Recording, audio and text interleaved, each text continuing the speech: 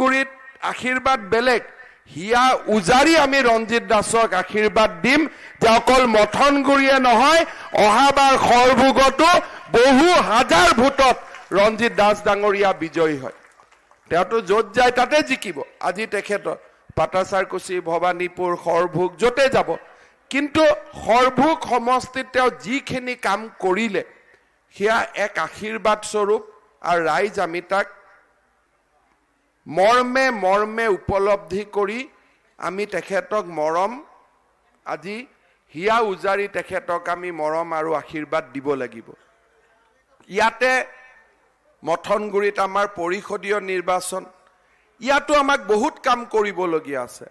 কিন্তু বিজেপি দলে সংবিধানক সন্মান কৰে কিছুমান অধিকাৰ বিটিচিক দিয়া আছে আজি ৰঞ্জিত দাস ডাঙৰীয়াৰ যি নেতৃত্ব আমি কিছুমান কথা নামানিলেও হয় আজি যেনেকৈ ৰাস্তা বনোৱাৰ দায়িত্ব বিটিচি বনাইছে ৰঞ্জিত দাসে কিন্তু কিছুমান কথা আমি কৰিব খুজিলেও সংবিধানৰ দায়ৰাৰ ভিতৰত আমি কৰিব নোৱাৰো যেনেকৈ আজি মাটিৰ অধিকাৰ বিটিচিক দিয়া হৈছে আজি তেওঁলোকে অধিকাৰটোৰ কি কৰিছে অপব্যৱহাৰ কৰিছে আমাৰ মানুহক মাটি কিনিব নিদিয়ে আমাৰ মানুহক মাটি বিক্ৰী কৰিব নিদিয়ে চৰকাৰী মাটিত থকা মানুহে নলবাৰী বৰপেটা সকলো জায়গাতে মেডিপট্টা পালে কিন্তু বিটিচিত আজিলৈকে মেডিপট্টা মানুহে নাপালে আপোনালোকে চিন্তা কৰক যদি খৰভোগ সমষ্টিৰ একফালে মেডিপট্টা পাব পাৰে আনফালে কিয় পাব নোৱাৰে আজি একফালে যদি মাটি কিনা বেচা কৰিব পাৰে একেখন অসমত থাকি আমি আমাৰ মাটি কিয় কিনা বেচা কৰিব নোৱাৰিম এটো হাগ্ৰামাৰটো ঘৰৰ সম্পত্তি নহয় বলে আখতাৰে কয় মই হাগ্ৰামা ঘাটৰ মুঠিত থৈছো আৰে আমাক হাতৰ মুঠিত ৰাখিব নোৱাৰা নহয় আমি হাতৰ মুঠিত নাথাকো নহয় আমাক অধিকাৰ লাগিব মাটিৰ অধিকাৰ আমাক লাগিব নে নাই ৰাইজ আমাক মেডিপট্টা আমি পোৱাৰ যোগ্য হয় নে নহয় আমাকতো লাগিব আজি ৰাইজ আপোনালোকে চিন্তা কৰক এই ভিচিডিচিটো কি বস্তু কৰ পৰা ওলাল আপোনালোকে চিন্তা কৰকচোন জব বিলাক কাৰ লগত থাকে আপোনালোকৰ লগত থাকে নেকি থাকে নেকি তো জব কাৰ্ডৰ কোন বোলে ভিচিডিচি প্ৰধানমন্ত্ৰী আৱাস যোজনাৰ ঘৰ আহে ঘোষ দিব লাগে কাক বোলে ভিচিডিচি চাউল আহে চৰকাৰে বিনামূলীয়াকৈ ৰেচনৰ দোকানীয়ে সম্পূৰ্ণকৈ চাউলখিনি আমাক নিদিয়ে আজি মই শুনিলো সিদিনাখন বোলে বৃদ্ধ পেঞ্চন আৰু বিধৱা পেঞ্চন পাবৰ কাৰণেও ভিচিডিচিক টকা দিব লাগে এনেকে চলিব পাৰিব নেকি ৰাইজ কওকচোন সেইকাৰণে বিটিচি নিৰ্বাচনত ৰাইজে চিন্তা কৰিব লাগিব যোৱাবাৰ গৌতম দাস এমএলএ আমাৰ এমচিএলএ জিকিলে কিন্তু পাৱাৰ একো নাই বোলে ক'ত ভিচিডিচিহে ঘৰ দিব ভিচিডিচিহে আঁচনি দিব তে ৰাইজে কিয় ভোট দিলে আৰু ভিচিডিচি মানে কি হাগ্ৰামাৰ পকেটত ৰাতিপুৱা এটা বদলাই ৰাতি এটা বদলাই হয় নে নহয় সেইকাৰণে এইবাৰ আমি সিদ্ধান্ত লৈছো যে ভিচিডিচিৰ ইলেকশন হ'ব লাগিব 5 বছৰৰ কাৰণে ৰাইজে ভিচিডিচিক নিৰ্বাচন কৰিব যেনেকে আমাৰ পঞ্চায়তৰ ব্যৱস্থা আছে ইয়াতো 3 খলপীয়া ব্যৱস্থা হ'ব লাগিব প্ৰধানমন্ত্ৰীয়ে ঘৰ পঠাইছে আৰু বিপিএফক টকা দিব লাগে মায়ে পিঠা বনাইছে খাব লাগে লৰাই লৈ গৈছে মেকুৰী হয়নে খং উঠি মেকুৰীক মাৰো নে নাই বেলনা দি পেলাই যাব মেকুৰী বুলি হয় নাই আবু খং উঠে নে নাই এই তেনেকুৱা আজি বিপিএফও বেলনাৰ মাৰ খাবৰ কাৰণে ৰেডি হ'ব লাগে আজি মোদীয়ে টকা পঠায় আৰু এওঁলোকে টকা চুৰ কৰি লৈ গুচি যায় বেলনাৰ মাৰ খাব লাগে নে নাই কওকচোন আজি 1,67,000 কৰি মোদী ডাঙৰীয়াই টকা পঠায় যে ঘৰ হ'ব লাগে কিয় ঘৰ হ'ব লাগে আমাৰ ভাৰতবৰ্ষৰ স্বাধীনতাৰ 75 বছৰ হ'ব 2022 চনত তাৰ আগত কোনো দুখীয়া মানুহ কেঁচা ঘৰত থাকিব নালাগে এইটো মোদী ডাঙৰীয়াৰ সংকল্প আজি যদি মানুহে ঘৰটো পাবৰ কেনেকৈ 20,000 দিব লাগে 25,000 দিব লাগে নহলে জিঅ'টেক নকৰো ইটো নকৰো সিটো নকৰো এইবিলাক কিহৰ নিয়ম এনেকুৱা নিয়মটো হ'ব নোৱাৰে আজি আমাৰ চৰকাৰে সোণোৱাল ডাঙৰীয়াৰ চৰকাৰে আৰু মোদী ডাঙৰীয়াৰ চৰকাৰে সিদ্ধান্ত ললে যে 60 বছৰৰ ওপৰৰ সকলো মানুহে বৃদ্ধ পেঞ্চন পাব লাগিব আমি টকা পঠাও এই পেঞ্চন পাবৰ কাৰণে মানুহে কিয় ঘুষ দিব লাগে এটোটো কোনো নিয়ম নহয় আজি ইয়াতে ৰঞ্জিত দাস আছে কাৰণে বহুত বিলাক কাম আপোনালোকে বিটিসিয়ে ৰাস্তা নবনালেও ৰঞ্জিত দাসে বনাই দিছে আপোনালোকে কষ্টটো কম হৈছে কিন্তু বাকি অঞ্চলখিনিত চাওকচোন কেনেকুৱা এটা পৰিবেশ হৈছে সেইবাবে ৰাইজ আমি কিছু কথাই এই ইলেকশ্যনত ভোট দিয়াৰ আগতে চিন্তা কৰিব লাগিব ইয়া জাতি ধৰ্মৰ কথা নাই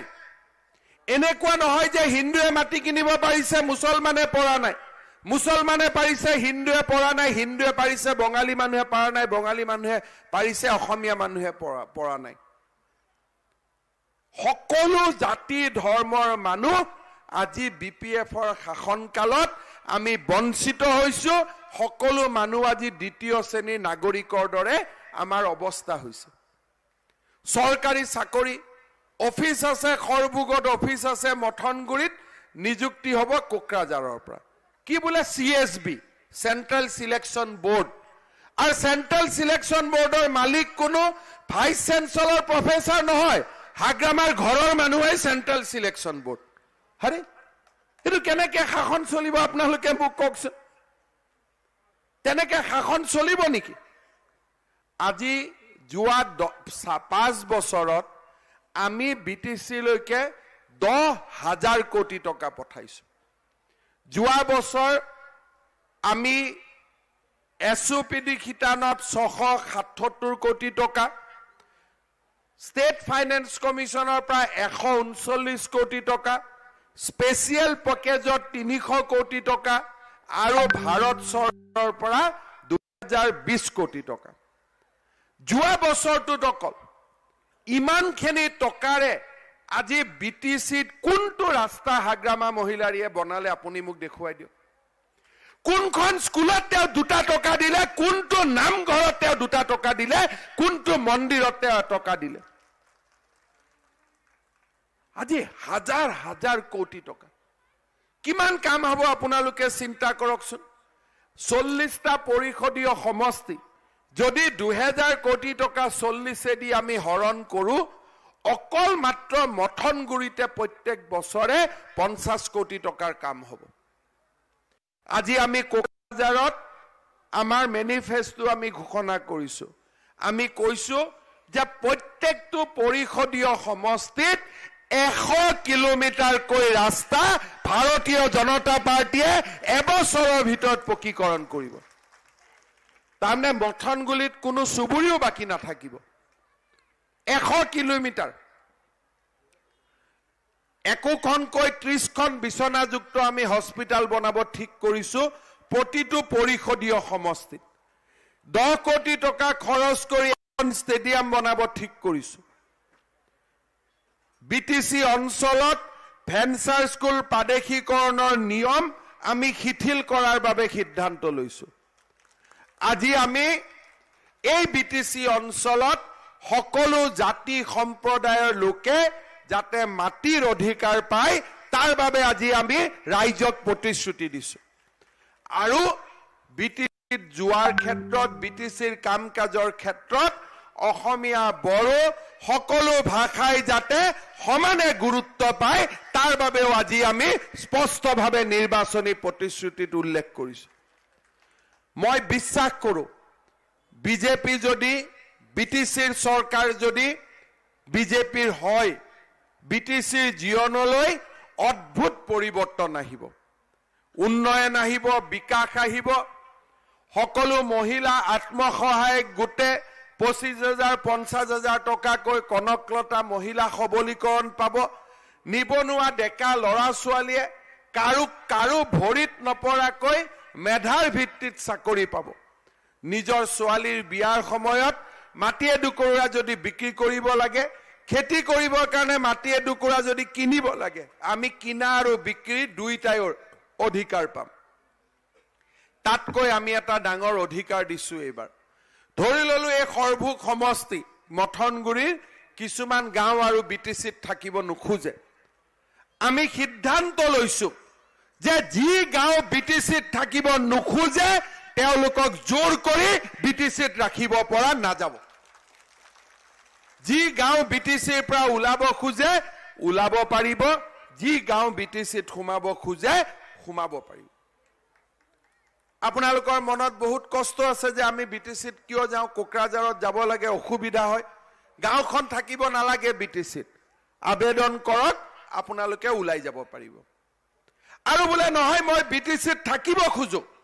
আপোনালোকে বিটিচিত থকাৰ অধিকাৰ পাব আজি ভাৰতীয় জনতা পাৰ্টিয়ে ৰাতি মাত্ৰ ৰঞ্জিত দাস ডাঙৰীয়াৰ নেতৃত্বত আমি কোকৰাঝাৰত এই নিৰ্বাচনী প্ৰতিশ্ৰুতি আমি ঘোষণা কৰিছো আমি বিটিচিৰ ভিতৰত কৈছো নেপালী ভাষাৰ পৰা বঙালী ভাষাৰ পৰা হিন্দী ভাষালৈকে আমি গুৰুত্ব দিব লাগিব সকলো জাতিৰ মানুহক আমি নিৰাপত্তা দিব লাগিব আজি আপোনালোকে চিন্তা কৰক কোনো কথা নাই বাৰ্তা নাই বিটিচিত মানুহৰ ওপৰত অন্যায় অবিচাৰ আমাৰ লগত এভিএমছৰ কোনো সম্পৰ্ক নাই ভালো নহয় কিন্তু তথাপিতো লফিকুলক মাৰাৰ অধিকাৰ কোনে দিলে মাৰাৰ অধিকাৰটো কোনেও কাকো দিব নোৱাৰে আমি কৈছো নহয় বিটিচিৰ ভিতৰত ৰাজনৈতিক হত্যা হ'ব নোৱাৰে মানুহে শান্তিত থাকিব পাৰিব লাগিব আজি ৰঞ্জিত দাস ডাঙৰীয়াই কলে যে 2014ত বিজেপি চৰকাৰ দিল্লীত অহাৰ পিছত আজি শান্তি সমন্বয়ৰ এক নতুন পৰিবেশ আহিলে আজি কিমান ডাঙৰ দুৰ্ধৰ্ষ ব্যক্তি এনডিএফবিৰ আপোনালোকৰ গাঁৱৰ কাষত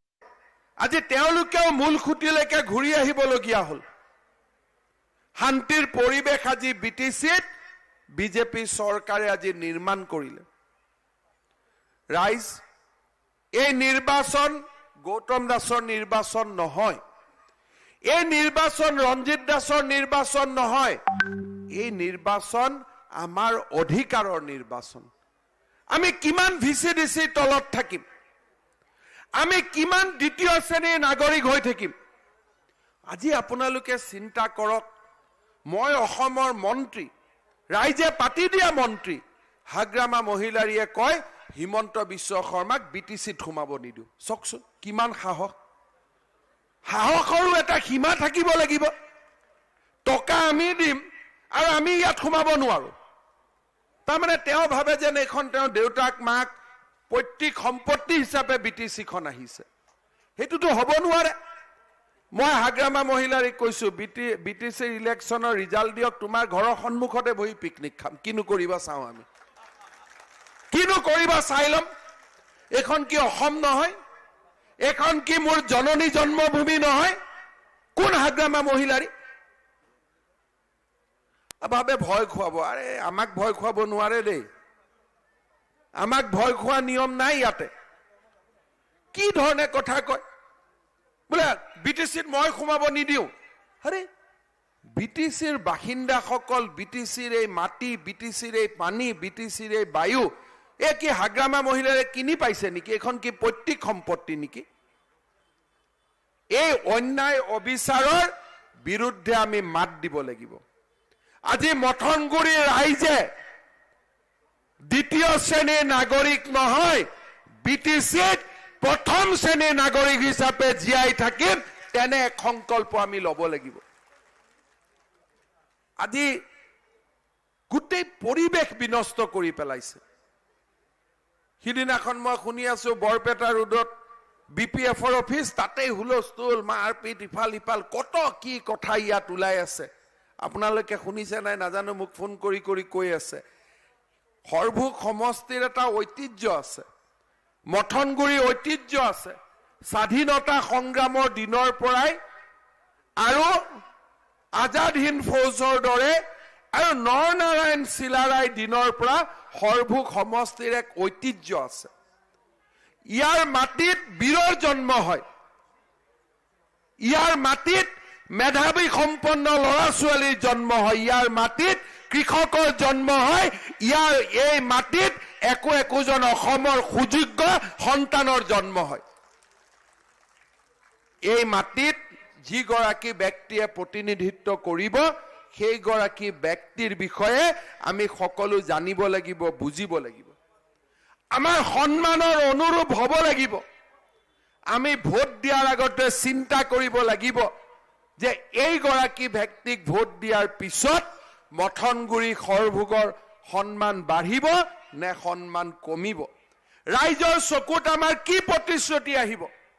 যেতিয়া ৰিজাল্ট দিব মথনগুৰিত কোন জিকিলে, নামটো শুনাৰ লগে লগে সকলো মানুহৰ বুকু গৌৰৱেৰে উফন্দি উঠিব লাগিব যে আমি অমুকক ভোট দি জিকালো। কাক ভোট দিলে এই গৌৰৱ আপোনালোকে পাব, আপোনালোকে জানে। শ্ৰদ্ধাৰ ৰাইজ, অকল মথনগুৰিৰ কাৰণে নহয়, সমগ্ৰ বিটিচিৰ প্ৰতি আমাৰ দায়িত্ব আছে। বিটিচিৰ ভাগ্যৰ পৰিৱৰ্তন হ'ব লাগিব। বিটিচিত সকলো শ্ৰেণীৰ নাগৰিকে সমান অধিকাৰ পাব লাগিব। এই সংকল্পৰে আমি ভোট দিম। আমি ভোট দিওঁতে অকল মথনগুৰি নহয়, বাস্কাৰ মানুহজনেও যাতে ন্যায় পায়, চিৰাঙৰ মানুহেও যাতে ন্যায় পায়, কোকৰাঝাৰৰ মানুহেও যাতে ন্যায় পায়, তাৰ বাবে আমি দায়িত্ব কান্ধত মূৰ পাতি ল'ব লাগিব। পাৰিবনে নাই? বিজেপিৰ চৰকাৰ হ'বনে নাই? কোকৰাঝাৰত এইবাৰ বিজেপিৰ চৰকাৰ হ'বনে নাই? আপোনালোকে কওক ৰাইজ। আমি কৰিবই লাগিব, আমাৰ বিকল্প নাই। বিজেপিৰ চৰকাৰ প্ৰতিষ্ঠা কৰি সমমৰ্যাদা আমি বিটিচিত ঘূৰাই আনিব লাগিব। ইয়াতে কোনোবা গাঁৱে ভূঞে প্ৰাৰ্থী যাব, মোদী ডাঙৰীয়াৰ নেতৃত্বত বিজেপিৰ চৰকাৰ এখন যদি বিটিচিত হয় কিমান পৰিৱৰ্তন হ'ব আপোনালোকে নিজেই অনুমান কৰিব পাৰে। এবাৰ নৰেন্দ্ৰ মোদীৰ ফটো বিটিচিত সচিবালয়ত লাগি গ'লে কোনো অন্যায় আৰু নহ'ব। চব ফালে আমাৰ ন্যায় সমতা আৰম্ভ হ'ব। আৰু এই মহাযজ্ঞৰ আহুতি আপোনালোকে দিব লাগিব। এই পৰিৱৰ্তনৰ আহুতি আপোনালোকে দিব লাগিব। বিটিচিত বিজেপি চৰকাৰ অনাৰ দায়িত্ব আপোনালোকে ল'ব লাগিব। মই বিশ্বাস কৰোঁ মথনগুৰিৰ ৰাইজে এই দায়িত্ব গ্ৰহণ কৰিব। মই বিশ্বাসেৰে সৈতে উভতি যাম। গৌতম দাস আপোনালোকে আশীৰ্বাদ কৰিব নহয়? সকলোৱে এটা হাত চাপৰিব যা গৌতম দাসৰ কাৰণে। BPF-ত আছিলে, কামটো ইমান আগৰবাৰ কৰিব পৰা নাই, সঁচা কথা। কাৰণ VCDC হাগ্ৰামাৰ পকেটত ই বেচাৰাই কি কৰিব, হয় নহয়? কিন্তু আমি এইবোৰ নকৰোঁ দেই। আমি পুৰা অধিকাৰ দিম, গৌতম দাসে কাম কৰিব, আৰু কাম নকৰিলেও শাস্তি আপোনালোকে দিব। আপোনালোকৰ ওপৰত এই দায়িত্ব। আমাৰ দিনত কোনো VCDC নহ'ব। কোনোবা এই VCDC চিষ্টেম কৰিলে গ'ল আৰু সি, এইবিলাক নহ'ব। ৰাইজৰ পৰা ঘৰ দিয়াৰ নামত টকা পইচা, জব কাৰ্ডৰ নামত লুণ্ঠন, এইবিলাক নচলিব। দুখীয়া মানুহে সম্পূৰ্ণ অধিকাৰ পাব লাগিব। আৰু আপোনালোকে আশীৰ্বাদ কৰিব। মই পুনৰ এবাৰ আজিৰ এই সুন্দৰ দিনা আপোনালোকে ইয়াত গোট খাই যি আমাক আশীৰ্বাদ দিলে তাৰ বাবে মই ধন্যবাদ জনাইছোঁ। মোক গৌতমে কৈছে যে দাদা আৰু অলপ মানুহ অহা কথা আছিল, BPF-এ খানা পাতি দিলে। পাতিলে নেকি ক'ৰবাত খানা? ঠিক আছে, যিসকলে খানা খাইছে এইটো ভাল, কাৰণ BPF-এ যি টকা দি খানা খুৱাইছে আমাৰহে টকা সেইবিলাক, হয় নহয়? গতিকে খানা টানা খাই ল'ব, খালি ভোট নিদিব। ঠিক আছে, খানা খোৱাত কোনো প্ৰব্লেম নাই, খালি ভোট নিদিওঁ। কাৰণ খানা খুওৱা টকাও কাৰো ঘৰৰ টকা নহয়, আমাৰে ঘৰৰ টকা, আমাৰে পেঞ্চনৰ টকা লুটি লুটি তেওঁলোক ধনী হৈছে। অকণমানো যদি খৰচ হয় ভাল কথা। মোক চন্দন ব্ৰহ্মই কৈ থাকে, দাদা আপোনালোকে এবাৰ ইলেকশ্যন এনাউন্স কৰে আৰু আকৌ পিছুৱাই দিয়ে। মই এতিয়া সঁচা কথাটো কৈছোঁ, মই চিন্তা কৰি আছিলোঁ পকেটৰ পৰা যিমান খৰচ হয় হৈ লওক। সেইকাৰণে 3বাৰ মান ইলেকশ্যন কেতিয়া পাতিব লাগে আমি জানো। কোভিড শেষ হ'লে ইলেকশ্যন পাতিম এই চিন্তা আমাৰ আছিল। কিন্তু মাজে মাজে মই এনে এনাউন্স কৰি দিওঁ ইলেকশ্যন হ'ব বুলি যাতে হাগ্ৰামা চন্দনৰ পকেটৰ টকাকেইটা যায় বহুতখিনি গ'ল আগতে যদি গাহৰিয়া মুৰ্গীয়ে দুইটাই খুৱাইছিল এতিয়া অকল মুৰ্গী দি আছে আইটেম কমি গৈ আছে কাৰণ পকেটৰ পৰা বস্তু ওলাই গৈ আছে মোক বিশ্বজিৎ দৈমাৰী কৈছে মই বিশ্বাস কৰা নাছিলো 3000 কোটি টকা বোলে বিটিচিত খালি কন্ট্ৰেক্টৰকে বিল দিব বাকি আছে এটা এওঁতো ভিতৰৰ মানুহ যোৱা কালিলৈকে কৈছে দাদা 3000 কোটি টকা কন্ট্ৰেক্টৰকে বিল দিব বাকি আছে বলে এইবিলাক কন্ট্ৰেক্টৰ কোন বোলে এইবিলাক দাদা হাগ্ৰামাৰ ওচৰে পাজৰে ঘূৰি থকা বিলাক এটা গ'ল আৰু 3000 আৰুতো জীৱনত নাপাব আৰু সেই 3000 কোটি টকা দুখীয়া মানুহৰ মাজত দিয়া হ'ব ঘৰ দিম পেঞ্চন দিম ৰাস্তা দিম গতিকে যিসকলে খানা টানা খাইছে মনতে ভাবিব পাৰে সাৰে আকৌ ক'ব নেকি হজম নহ'ব বুলি মই কিছু হজমি নোখোৱাকৈ হজম হ'ব কাৰণ ৰাইজৰ টকা ৰাইজে খাইছে তাত কোনো পাপ নাই আপোনালোকে বাবা তই পালে তও খাই দিবি বুজি পালানি সব খাই দিবি একো নাই খালি ভোট কোন ফালে ভোট কোন চিনত এইটোহে আসল কথা আসল বস্তু ঠিক থাকিব বাকি বায়া ডাইনা যি হয় হৈ থাকিব দিয়ক ঠিক আছে নহয় গতিকে সকলো ৰাইজক পুনৰ এবাৰ ধন্যবাদ জনালো দিহিৰাত আমাৰ আকৌ এখন সভা আছে সকলোৱে গৌতম দাসক আশীৰ্বাদ দিব এজনো ব্যক্তি বাদ নোযোৱাকৈ মোৰ লগত একেলগে ক'ব ভাৰত মাতা কি এই গেটৰ কাষত মই চাই আছো কিন্তু মই সব ফালে ঘূৰি থাকো চকু দি ঠিক আছে একেলগে ভাৰত মাতা কি ভাৰত মাতা কি ভাৰত মাতা কি বন্দে বন্দে বন্দে বহুত বহুত ধন্যবাদ মোৰ লগত একেলগে ক'ব ৰঞ্জিত দাস এইটো ডাঙৰকৈ ক'ব লাগিব গানটো এইটো কিন্তু ডাঙৰকৈ ক'ব লাগিব ইমান কাম কৰিছে মোৰ লগত একেলগে ক'ব ৰঞ্জিত দাস ৰঞ্জিত দাস ৰঞ্জিত দাস বহুত বহুত ধন্যবাদ এতিয়া আমি গান শুনিম হা এটা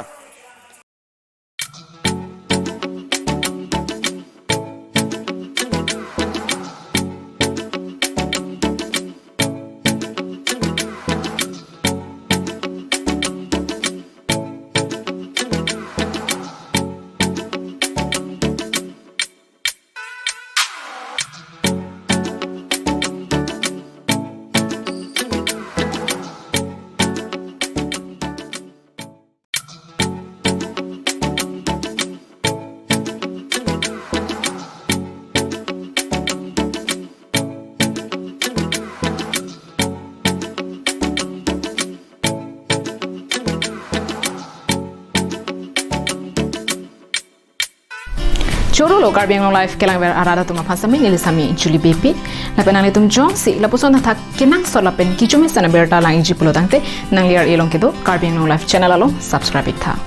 Choro lo kelang por Choro lo Carbino Life kelang ber arada tuma pasami nilisami Julie Bepi lapen ali tum Johnsi lapuson thak kenang so lapen kichumi sana berta lang ji pulo tangte nang liar elong kedo Carbino Life channel alo subscribe tha Choro lo kelang